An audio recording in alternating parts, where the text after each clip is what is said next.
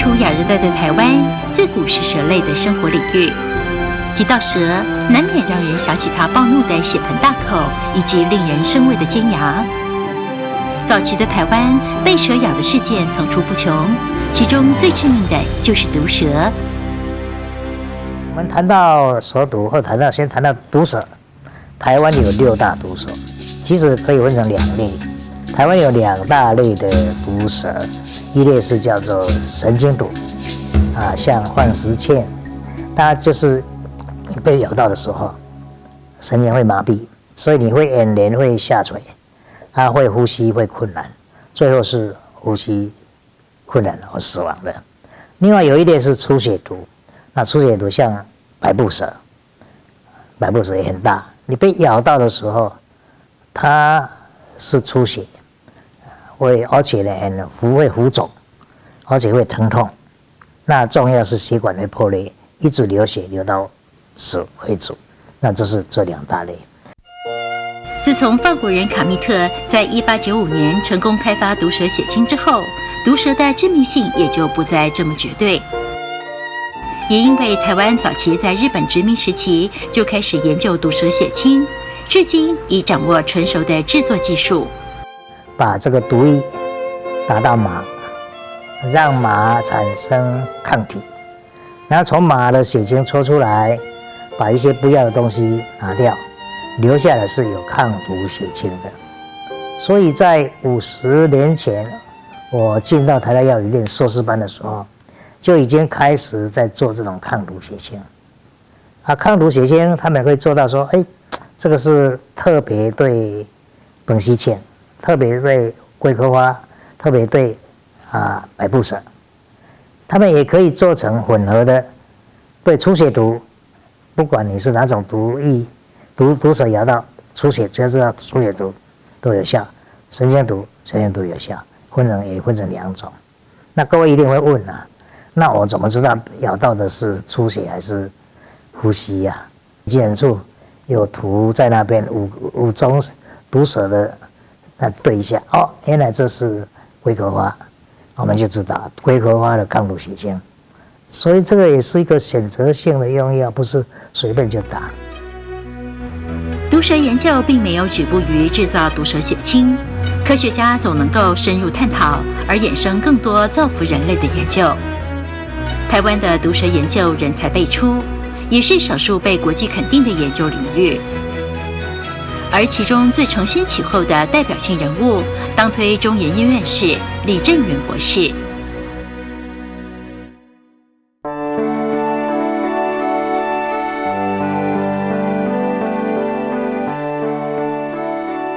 1915年，李正元出生于高雄桥子头，父亲李海在糖厂任职。当年医疗条件并不好，3位手足因传染病相继夭折。失去了孩子的李海夫妇因此迁就习俗，舍弃了家谱排序的氏字辈，将他取名李正元。就把啥啦，更生袂掉，再从你订完这个订，要甲订掉咧，我太甲换啦，无使，因为伊的文字说你写名，你写了对，写家写，你写啥？像阮老爸老母，阮也无敢叫阿叔，咁阮就叫安尼叫老爸叫阿叔，叫老母叫阿叔。不幸的是，李正元博士10岁时，父亲又因感染疟疾而去世。即使失去了父亲，但是在母亲庄旭的含辛茹苦之下，李正元与姐弟妹全都受了教育。而不善口才的李正元成绩最为突出，连日籍的中学校校长都特别欣赏他。点就好读，就是人咧要补上迄个高中校，是一档是补上1个人尔呢。阮老母是干那加伊口头考试，互甲结起来，才咧下讲互伊讲话就去到地人咧问，看安尼顺啦。但是伊的成绩真好的款啦，所以迄个校长真爱还未报上回去，才全得甲斗骹手。伊毋是讲袂晓讲，是袂晓迄落讲好听话就对了。在保送到台北高等学校毕业之后，李正元与台湾学子相接赴日，打算考取东京帝大，不料一行人全数落榜。伊拢大家自信，想讲来东京要考东京帝国大学，迄间上好嘛。因大家报名拢报伫遐哩，但是去到地拢无人得。等下即摆咱台湾就说台湾帝国大学，阮老母就讲遮有啊，你就拄则读就好。有啦，真敬阮老母啊，吼！阮老母毋是讲为了钱无爱互去，就是想讲伫台湾就有啊，咱就伫台湾读，对台湾安尼去就好。伊较全看法到台湾通。就读台北帝大医学部的第2年，李正元开始接触杜聪明教授的药理学课程。受杜聪明的影响，李正元对于药理学十分着迷。台湾读即摆来就，因台湾一个教授，第一个星期2个副理，来2个助手。阮遐个是随做助手啊，杜聪明是足听的，无目标。若真讲伊安尼，就当要来开业哦，来趁钱啊，就毋是的。1940年，李正元成为台北帝大医学部第1届毕业生，他婉拒了日籍教授的邀约，跟随唯一台籍教授杜聪明博士传承药理学研究。这个决定改变了李正元的一生。他在那个时代气氛，大家希望跟台湾人在一起啊。那个时候日本教授很多啊，细心的解剖的都是日本教授，只有药理是台湾教授啊。其实我们必须谈到台湾第一个医学博士，叫做杜聪明。现在的很多年轻人可以不认识，但是他是台湾第一个医学博士。第1位教授杜聪明很不容易，他想说我们台湾要出头地，一定要有特有的研究，所以他就想到3个题目，一个是鸦片，台湾人很多都鸦片很毒，那这是一个必须做的。第2个是因为毒蛇，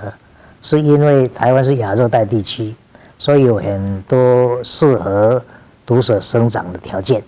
第3个是中药，因为那时候的疾病的感染、传染病很多人的生命都很短，40-50岁都因为肺癌、肺炎而死亡，所以觉得这3个是非常重要，所以就规定了鸦片、蛇毒、中药这3个当作主题。据传，杜聪明博士规定学生必须要先完成1篇中药研究，然后再从鸦片或蛇毒选择一个主题做研究。需要2篇论文才能完成学业。李正元有感于台湾痢疾的盛行，所以第1篇论文就是研究苦孙子，找到了其中能杀死阿米巴原虫的关键物质。接着他选择蛇毒来做研究，发现锁链蛇毒致命机制与其他学者的认知大不相同。锁链蛇早期被认为是神经毒，那李正元开始做的时候，他发现说，他也会出血啊，那会出血，所以他就不相信说都是神经毒。那出血方面，在台湾没有很好的研究工具，他就跑到美国的密西根州 Wayne State 大学，一个导师叫做 Walter Segars， 那这个是世界有名的血液学的专家。那就在那边，他最后做出来，锁链蛇确实有出血，所以他就讲这一条蛇是一个跟前面2种不太一样的它是混合型的。远去美国密西根州进行实验，取得证据之后，李正元博士于1945年发表锁链蛇毒的毒物学研究。这篇论文使他获得了台北帝大医学博士的学位。自此，李正元与蛇毒研究结下了不解之缘。时逢日本战败，李正元开始受聘为台大药理学副教授。因为杜聪明老师，战后当台大医院台大医学院院长的时候，那一些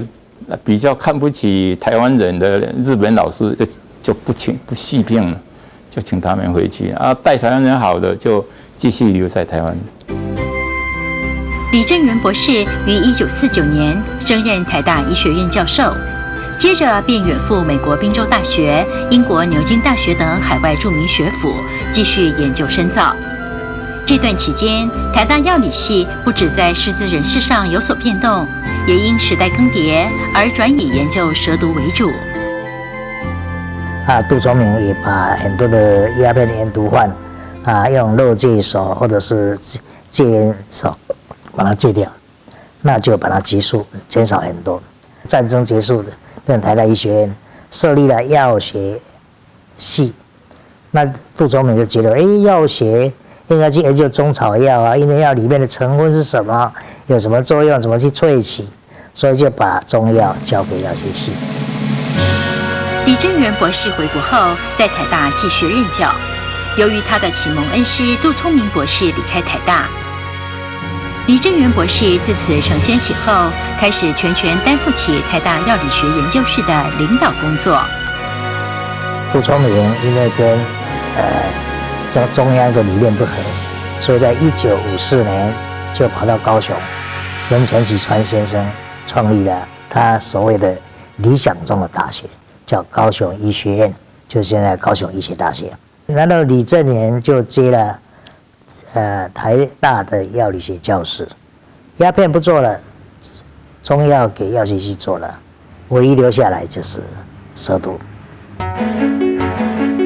时逢越战期间，美军在西太平洋与越南丛林中常因毒蛇事件而影响军事行动，便特别委托李正元博士进行研究。特别在越南战争的时候，他发现帮越南打越北的时候，北越的士兵打败了，都会跑到森林里面躲起来。美国阿兵哥不太敢进去，因为怕被毒蛇咬到，所以呢，就在台北设了一个叫做美军医学研究所第二研究所，这个地方都还留在。你如果到台大医院牙科部的诊所，那个病房就是以前的美国海军第二研究所。在那边他们做了很多的感染，也做了蛇毒的研究，那也给台大药理一笔不小的经费。所以台大药理从这样一个美国的一个帮助，他知道药理学做得很好，那就有一笔经费来帮助他们。即使有了美军的经费挹注，还是会遇到设备不足的窘境。这时，化学系毕业的张传炯加入了实验室，他的巧思让李正元眼睛一亮，不同专业的合作在此蹦出火花。因为刚刚讲设备的关系，他们就想说，毒蛇里面那么多，可能几十种蛋白质，到底是哪一种有毒啊？造成呼吸麻痹到底是什么原因呢？他们做了动物实验，发现说我们的那个神经传导要到横膈肌的时候没办法传过去，它就造成呼吸麻痹，所以要做这个研究不容易。那也刚好李正元收了一个学生，是台大化学系毕业的张传炯教授。张教授是化学系毕业，他也很聪明，很有创意他就没有很好的设备，那他就去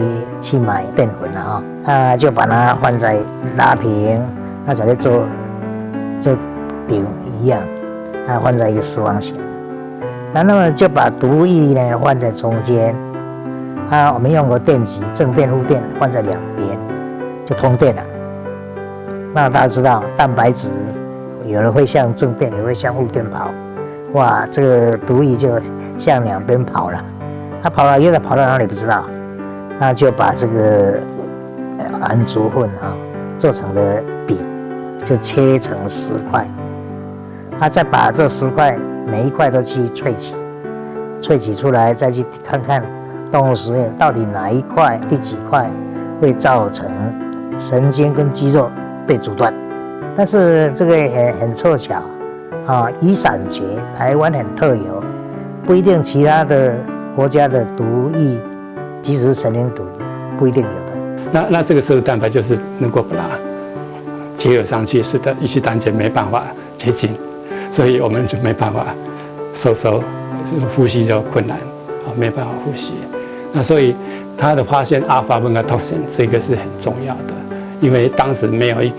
就是有一个概念，就是说这个肌肉上面的受体，神经传导这个肌肉上面的受体，是在神经传导很重要。那对这个受体的研究当时还很少。在李正元教授做毒蛇毒的时候，根本没有那种基因的 DNA 或者是蛋白的结构的方法。那个概念其实在那个时候是非常的先进，就是那因为他的团队做的合作的经历有这样子。李正元和张传炯首度利用电泳法成功分离出雨伞蕨蛇毒里的3种主要毒素，也因此解释了神经与肌肉间传导机制的关键。起初这样的发现依旧受到质疑，为了将台湾的研究推向国际，李正元博士毅然决定要前往法国一趟。他就是拿了这个东西到法国去拜访当时的神经传导的一个专家就是巴斯德的祥就。到这个祥就的实验室，祥就也不理他，在大理李正元教授在实验室外面待了1-2个小时最后大理就拿这个蛇毒给他看一看他说好做看。那他们就展开合作，然后2个去证明说，李验是提出来的假设，这个说这个蛇毒会结合到肌肉的受体上，这是正确的。当时那个祥就是他的观念不是这样子的，不过他最后能够接受这个概念，真的是跟 acetylcholine receptor 结合，跟 SLS 没有关系。它binding了以后 ，acetylcholine SLS activity 还在。然后这就发表出来 ，PNAS 里面发表出来。那发表出来以后，才开始国际受到重视。所以我们有了这个利器以后，就是说 alpha-beta-toxin 可以去分离这个受体，然后来做一些更进一步的生化研究，然后还有后面的一些更分身方面的研究是很有帮忙的。到了这里，毒蛇研究不再只是为了解毒。由台湾雨伞蕨毒液萃取出来特有阿尔法毒素，成了生物学的研究工具，或是病理诊断工具。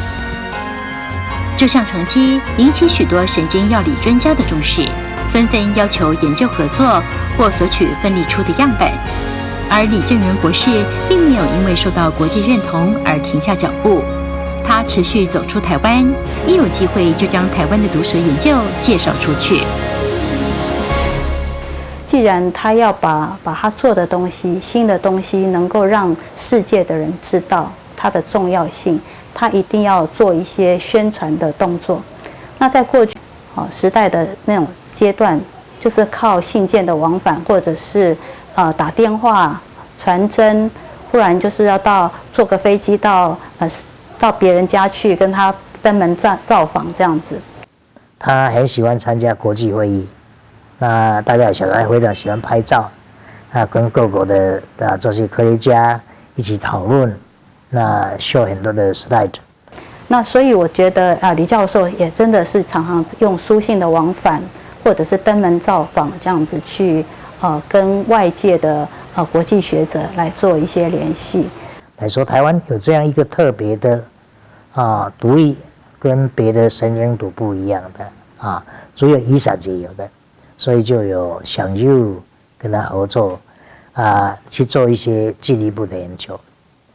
那他也常常在参加国际会议的阶段去认识新的朋友，然后去介绍他的一些新的研究的成果。所以这个是非常很好的一个过程。那他也善加利用这样子的一些机会，让台湾蛇毒所做到的一些东西能够被外面的人所看见，这样子。那我最近在从过去在整理他的信件当中，我也知道说他在1970年的2月的时候，为了去参加在拉脱维夫的一个会议一个植物的毒素学会之前，他在1月就写了好多封的信给像是在英国伦敦啊、罗马啦等国的一些像 Dr. Heads 啊等等这些学者让他们知道说，他希望去拜访他们啊，然后跟他们谈谈研究啦，或是在会议上面多跟谁碰面等等所以他是非常积极的在利用这些出国的机会去认识国际的学者，然后达到真正学术交流，让人家认识他。我想他曾经就说过，你的 publication 就是你的 reputation， 你发表的东西就是相当于是你的一个名誉啦所以他是对于这个事情非常的看重，所以要非常的谨慎。然后做的一些结果呢，他的你要下结论之前，你的证据要足够那不能够只用单一片面看到的一点，然后就妄下结论，所以要有更多的证据，然后更多重复性的实验的结果来做一些验证。一路的奔波，使得李正元在1976年荣获国际毒素学会颁发的最高荣誉雷迪奖。德国著名医学出版社施普林格更邀请他为召集人，主编蛇毒专书。李正元博士花了近2年多的时间，完成多达1000多页的实验药理学蛇毒。这本专书奠定了他在蛇毒研究的权威地位，更在1985年获选为国际毒素学会会长，成为台湾学者出掌国际学术学会的少数案例之一。那李教授在平常在开会的时候呢，就跟世界上做蛇毒有关的人有联络。这样子的话，就是说世界上所有做蛇毒的人，李教授也看过他们 paper 型的，就请他们一人写一篇过来。所有关于这个 field 里面的专家呢，都有参与在这里面，就是每一个作用它的连贯性把它 cover 起来，让请每一个人写一篇这个他的专长出来，就是那个 Snake Pin 的那一本书，在那个时代里面那一本书就是变成还不错的一个书。李正元博士的细心谨慎、锲而不舍，造就了他在学术上的研究地位。这些点滴也让他的女儿与后进难以忘怀。那我觉得李教授呢，他就是会很勤学啦，也知道说他希望做到的东西能够对社会有一些贡献所以他在找问题当中，他还是会经过一些精挑细选才去下手这样子。我有时候就是说对人也很要求会很严格啦。那我觉得我父亲也是，他的学生常常都跟我讲说，哇，你父亲教学之认真哦，从头到尾就没有休息的，一堂课就是满满的，然后对学生要求很严很严。他在对于研究上面的成果方面，他当然是非常的严谨的做事情非常严谨。他认为研究的本身就是在追求一个真实的东西但是虽然你不知道，但是你要问的找到的答案是一个真正的一个结果，真正的一个现象被你所看到。那所以方法对不对，对于你的看到的东西是有非常相关的。如果你的方法错了，你可能看到的东西就是会鱼目混珠，或者是得到一个错误的决定。所以他在严谨度上是非常重视的。那尤其是在他认为研究的东西就是要发表让世界人看到，所以你做的东西就是要要对自己的东西要负责任。他认为论文你发表了以后，这几百年你都没办法改了，所以啊，他都是很严谨的在看，甚至加一个 A 啦，加一个 Z 啦。但是我们那个时候论文都要重打啊，因为那个时候没有 Word， 所以就是下面都是复写纸这样的3、4张的一次打出来的，一字坏掉了，整篇都要重打。所以我们那个时候啊，有那个技术员哦，也很辛苦啊，因为那个时候老师的论文哦，很多都是他研究生自己弄，那老师的论文是他打的，所以他一天到晚在那边教。然后另外一个就是说，他连在跟国外书信往返的时候，他的英文是比他的中文好所以他在写英文信的时候，他常常会手边总是会有一个非常翻得很破破烂烂的字典在他的手边，不像现在有很多的那个工具书可以一下就查得到，但是那时候没有，所以他常常就是手边都会有一个字典，要用什么英文字会最适当最得体，这样他常常会翻，所以就是从小地方就可以看得到。因为李教授他在蛇毒方面的研究的成果享誉国际，所以在那个阶段呢，那个时代，就是国际上各地的一些毒素，不单是蛇毒，有些是一些昆虫啦、蝎类啦、海螅啦、海洋的这些毒素也常常会寄过来，请他来做研究一些毒素它的作用的方式跟它的作用的机转，所以他一直是在有接触新的东西，那他也一直非常有兴趣在探究新的东西，他一直是在学习的一个状态之下。严肃而不善言辞的李正元，其实相当平易近人，时常主动提携后进，照顾学生不遗余力。那在我当研究生的时候，我也知道，常常李教授会趁着出国的时候会议啦，或者是一些机会，他会去拜访他在国外的一些很好的一些学生，像苏泽啦、郑良福啦这些散播在美国各地的这些学生，我都可以常常在一些电话上面可以知道他有这样子的一个习惯。那由国外的这些毕业的学长回来的时候，我也知道他真的是非常照顾学生比如说邱春义老师他在那个美国工作的时候，然后他也曾经说李教授去找他，李教授就当面跟他讲说，我来找你是对你很好，我来跟你拜访你，来跟你这个学校给你一个演讲，对你是一个非常好的一个加分。那时候可能邱春义也还是懵懵懂懂不知道，但是后来他的确知道了，原来 C.Y. 利在美国是这么的出名所以他就是会尽量的去帮助学生的让学生在国际上或者是在工作上面能够比较顺利。那我在美国在我博士期间，我也出国进修了大概1年多的时间，在美国的 NIH 那他也曾经特别的来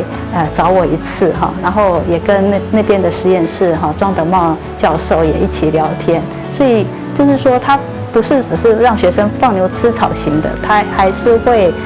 真正的知道说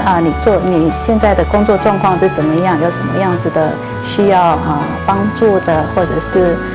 会提供一些关心这样子。李正元刚毅的性格也反映他担任台大医学院院长期间，组成医学院改革委员会，并全力推动专勤制度。他是一个非常坚定意志，而且很严谨，社会正义，所以他觉得台大医院的医生应该专勤，不要在晚上再开业，而且呢，有些科系会收红包，他觉得不宜，所以他就严格的规定要专勤，那红包也要杜绝。是有一些成果，但是也引起不少的反弹。这个反弹到最后，可能也不是同仁的反弹，也是高级的一些觉得不要执意这样再做下去，可能很多人会离开台大等等，所以就没有继续去做。这个事情他也耿耿于怀，到了1990年、91年，我们顺便讲到一点他的政治社会的贡献。他1985年退休，我们这一栋大楼基础医学大楼刚好是1985年搬过来，他1985年退休。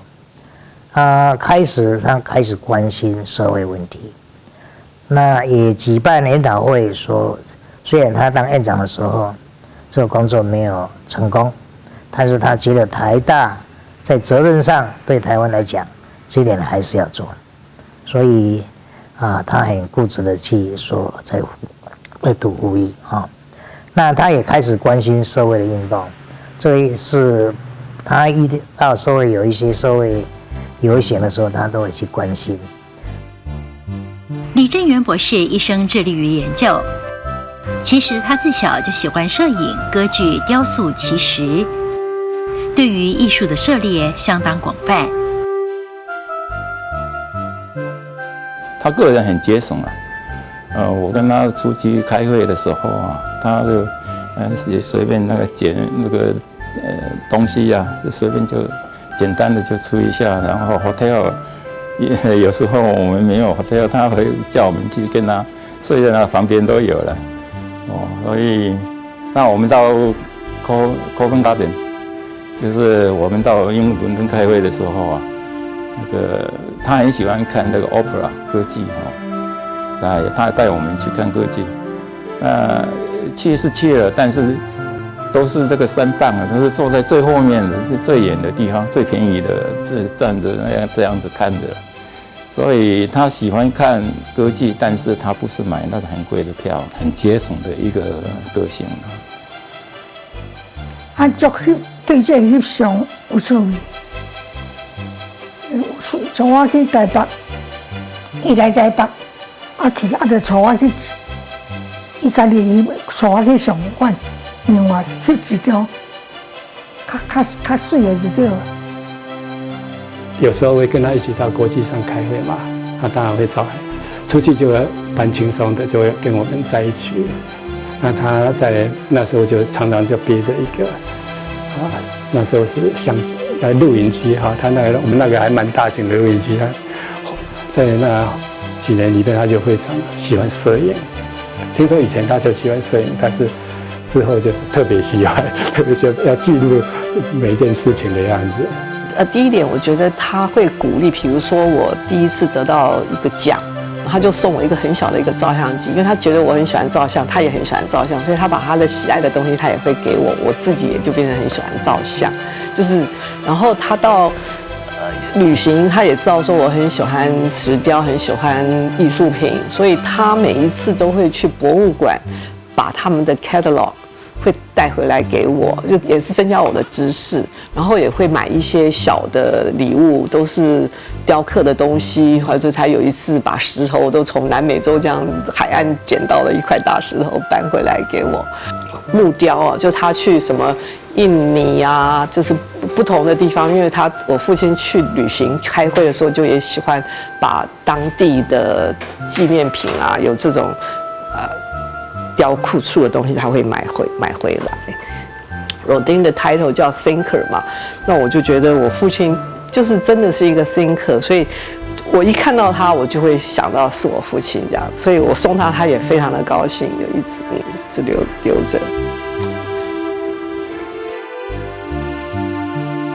李正元博士这样一生投入研究的科学家，对家人的爱也是不遗余力。在女儿的眼中，他仍然是一位满怀关心的父亲。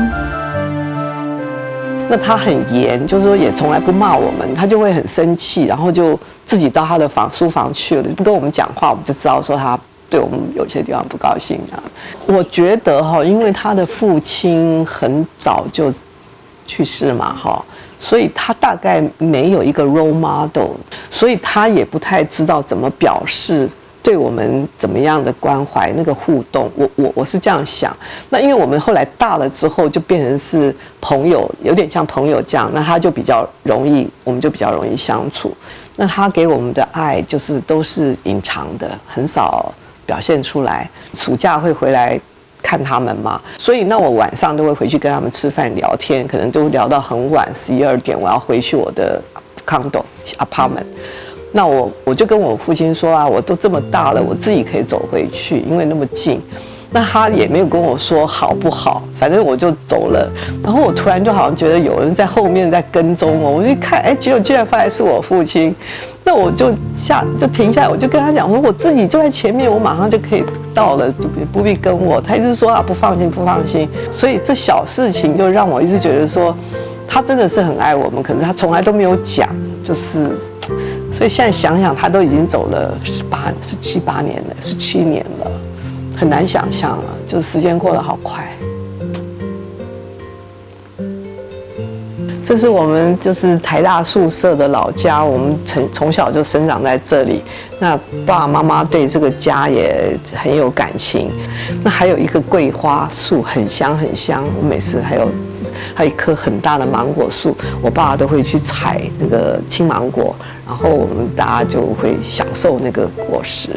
爸爸喜欢戴这个领子，妈妈喜欢戴珍珠项链。那个领结哈，这是台大的校友的一个给他们的一个，我不晓得我父亲什么时候拿到，可是他拿到之后，正式的场合当然要戴钛嘛，可是没有的时候，他去到哪里都是戴他这个结。76岁的李正元自一生热爱的蛇毒研究领域中隐退，一如对研究的坚持，自此全心走入群众，投身革除威权体制的社会运动。那个时候我还不晓得他到底是国民党的还是党外的。我们小的时候，他是叫我们说不要谈政治，他都是这样讲。他还甚至跟他的博士班学生讲说：“你们读书的时候就好好读书。”对学生绝口不谈政治，我也不晓得他的妹婿被228抓去关。那个时候是因为你有叛乱的意图，就抓来枪毙了。迄嘛是无理也无代志啊，也无创啥咧，就全甲送去火车头，迄做唔对的，有就安尼足省事啦，台湾足省事，迄对咱台湾是最好的，家己也去等到呀吼，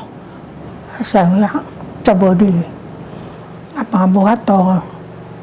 那李教授会做这种社会运动，是他退休了以后，那个时候他在表现是他对台湾的意思。你国民党要把我抓去关，把我吊死了无所谓。他要讲他的真心话，是这样子的。他就开始有点按捺不住自己的，觉得这种既然是解严了，为什么还有这样的一个万年国代，就是国民大会还存在啊？那没有全民改选，没有民选的总统，等等等等，所以他就很介意。但在他谢了院长以后啊，那时候刚好社会背景不一样嘛，那当然他后来就是参加那些社会的活动嘛啊。也说会100啊，那当然也有一些受到年轻人的影响。那时候钱书梦啊、张忠栋啊，好几位在发起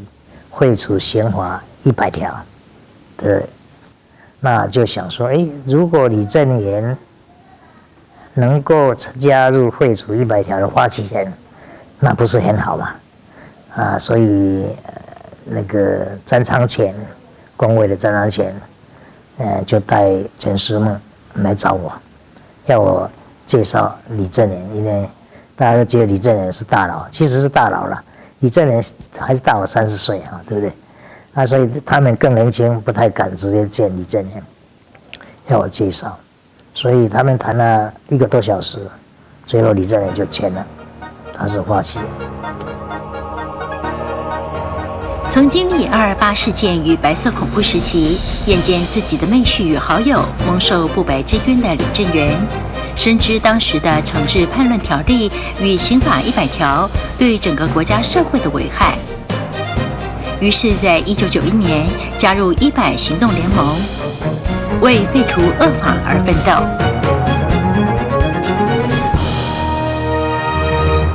他第一次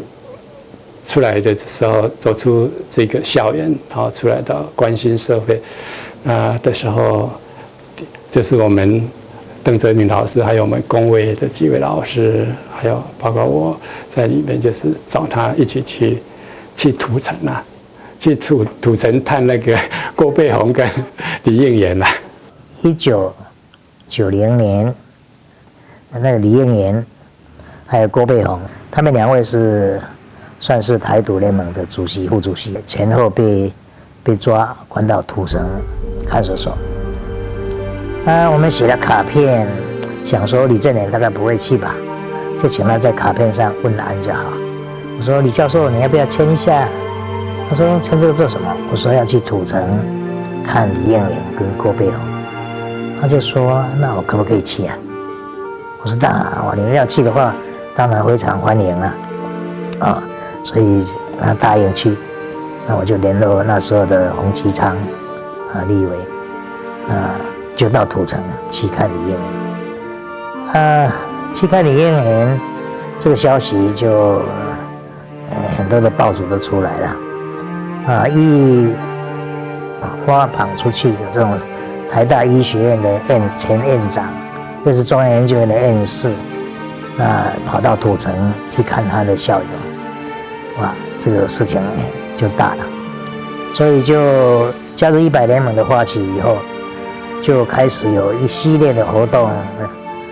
洗墙的问题，台大医院多少人228受难的问题都出来了，所以就到那个1991年就10月9号，就在医学院，我们刚刚走过那个医学院的门口那个阶梯上，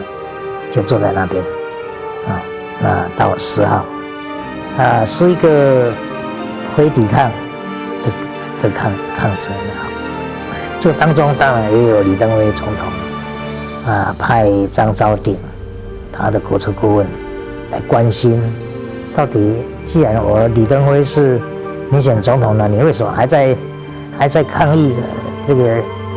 双水沟堑呢？我们也有表达，我们不想台湾用这种国军列队方式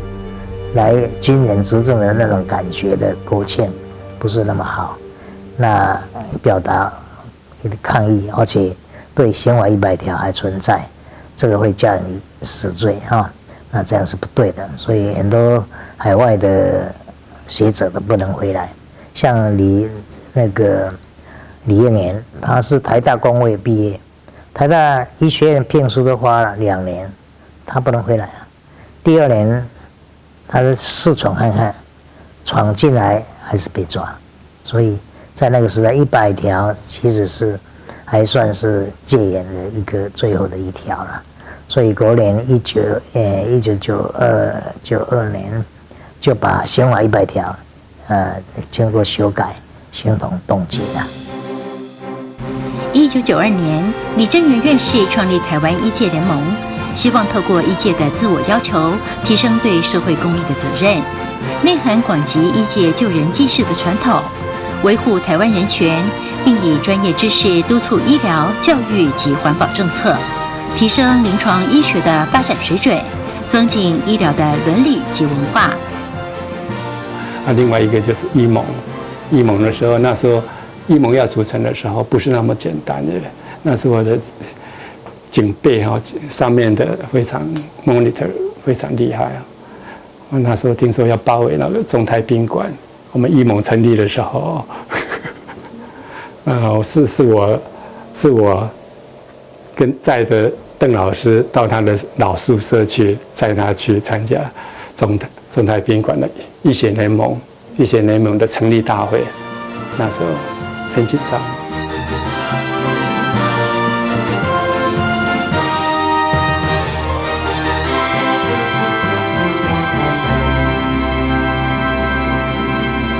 我最怀念的是他的刚毅的这样的一个性格。他一想到要做的，